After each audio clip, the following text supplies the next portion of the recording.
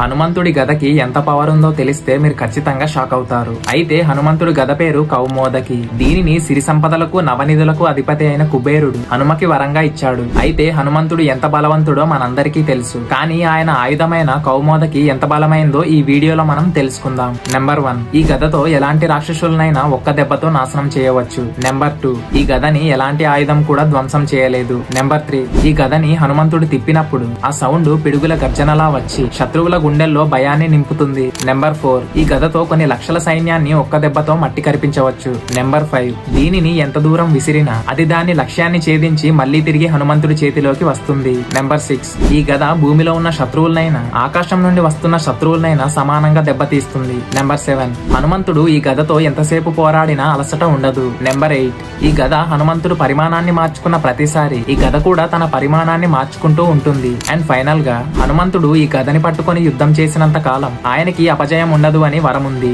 అందరూ జై హనుమాన్ అని కామెంట్స్ లో చెప్పండి. అలాగే ఈ వీడియోని మీ ఫ్రెండ్స్ అండ్ ఫ్యామిలీకి కూడా షేర్ చేయండి.